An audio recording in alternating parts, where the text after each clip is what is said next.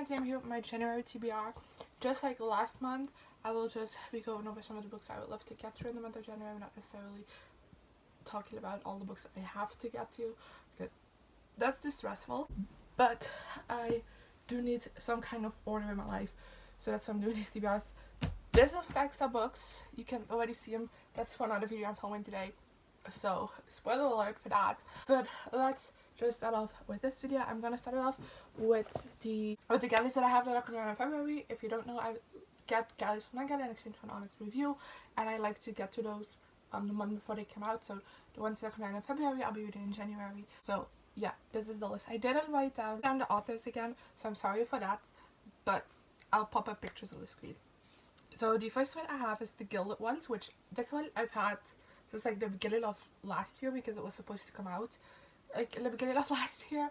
Then I got pushed back due to the coronavirus, and now it's finally coming out. Then we have Loner, the Echo Life, The Greatest Superpower, and Love is a Revolution, which is probably the one I'm most excited about on this list. Those are kind of my required reads for February, for January. Wow, my mind all over the place. So yeah, if I don't get to them for the end of the month, it's not like a disaster, but preferably I will get to them before the end of the month. Then I also have my library books, which I already went through in my library book haul. This is again a selection of books that I would love to get through in a month, but it's not necessarily needed. So if you want to know what these books are, go check out my library book haul, because I talk a lot about those there. And then I have 5 books of my TBR. Like last month I kind of made like this huge list of books that I would like to get to. I decided to narrow it down to top 5 each month. So these are the top 5 books on my TBR currently.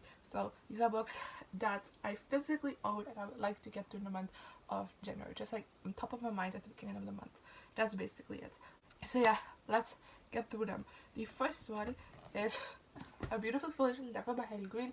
I already talked about this in my last TBR, but this is the sequel to An Absolutely Remarkable Thing, and An Absolutely Remarkable Thing follows April, who one day while getting out of work, she stumbles across like this huge statue.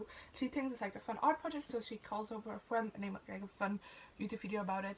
And then the next day she wakes up, turns out like these statues have been popping up all around the world, and there's no one behind it, and no one know how they came to Earth. And April kind of becomes like an unofficial spokesperson for these statues, because she's like the first person to kind of go public with one of the statues. So yeah, this is the sequel, and I'm super excited to read this, even more so than I was last month. I just didn't get around to it in December. December was a weird month for me reading wise. So yeah, this is the first one on the TBR. Then another sequel I would like to get to in the month of January is Imagine Me by Tara Murphy. This is the last book in the Shadow Me series. Oh god, the first book of the Shadow Me series was such a long time ago, so like knowing where I'm up to now in this series, I would like think back to the beginning to give you a synopsis, kind of weird. But basically, the first Shadow Me book we followed Juliet Fawaz. I think that's her last name. Fawaz. I don't know how to pronounce it, but we followed Juliet, and she is this thing that whenever she touches someone, she electrocutes them, I think. So because of that, she has been kind of in prison, but like not officially, she's been like put away, but basically she's in prison. And one day, this guy like comes into her soul, like they're basically like trapped together, and she's actually able to touch this person without like doing anything wrong. So that's a huge thing. And a lot of things happen in the YA dystopian series. The last 3 books kind of lean more to fantasy than dystopian, but I'm still putting it in the dystopian category. And yeah, this is the last book. This is the 6th book, and the 5th one just really disappointed me, and I didn't really like it, and I think that's why I've been putting off this one for so long. Like, I have heard people say like they absolutely love this book, and I've also heard like negative reviews for this one, so I don't really know what camp I'm gonna fall, but like I'm finally ready to finish this series, and once I do, I will make a series review discussion about it. But that will probably be coming out in February, because January is already fully planned. So yeah, these next 2 books I've talked about a lot in like in past videos, because I recently bought them and I feel like they were also both on my December TBR, but oh well. We have Radio Silence by Alice Oseman. I am like slowly getting into Alice Oseman's works. I read her Heartstopper graphic novels. I've read the ones that are out yet and I really love those. And then I recently read Loveless, which is a 2020 release, and again love that book. And now I'm here to read her most popular book, that's Radio Silence. And I got this in November and it's been like on the top of my mind ever since I got it, but like I just haven't gotten around to reading it yet. But I don't know a whole lot about this book, so let's read the back so I can give you a proper synopsis for once. I see it's not too long, so I can do it. Frances is a study machine with one goal. Nothing will stand in her way. Not friends, not a guilty secret, not even a person she is on the inside. Then she meets Alette, and for the first time she's unafraid to be herself. So when the fragile trust between them is broken, Frances is caught between who she was and who she longs to be. Now she knows that she has to confront her past, to confess why Clarice disappeared. Frances is going to need every bit of courage she has. That sounds very different from anything I've heard about this book before. All I've known is that it like involves podcasts and fan art, and it's mainly about friendships. That's the bisexual side character in it. Like that's all it is I knew. This sounds not like anything I've heard about it before, but I'm still super excited to read this. And then next up we have Lost Boy by Christina Henry. This is a Peter Pan retelling. I believe it's a little bit horror-esque, but I'm not entirely sure. But The Mermaid by Christina Henry earlier in the year, and I wasn't the biggest fan of it, but I really loved the writing and like the ideas behind the story. So I wanted to check out one like more of her works. And this and the Alice duology I've been like the most interested in. But this is standalone. So, you know, standalones are always more fun than series. Not always, but like less intimidating. I'm also gonna read the back to this one because I feel like I also don't have a great grip on the story. There is one version of my story that everyone knows, and then there is the truth. Once I loved a boy called Peter Pan.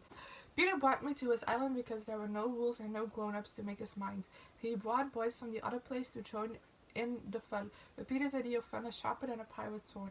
He wants to always be the shining sun that we all revolve around.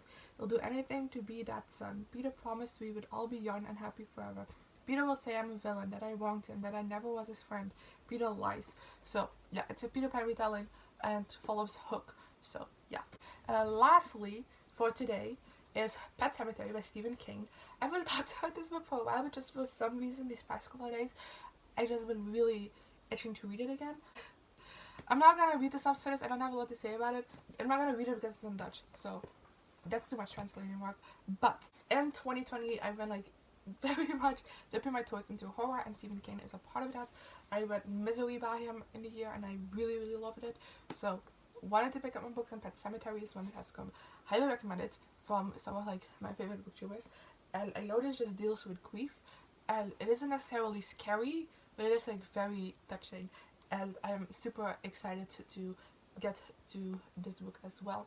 And I don't know what it is, because when I bought this I was like super excited to read it, and then like these past couple of months I've been like, the excitement has been died down a little bit, and just over the past couple of days I'm just like, I want to read that book. So hopefully we're gonna make it happen, but who knows. That was my January TBR.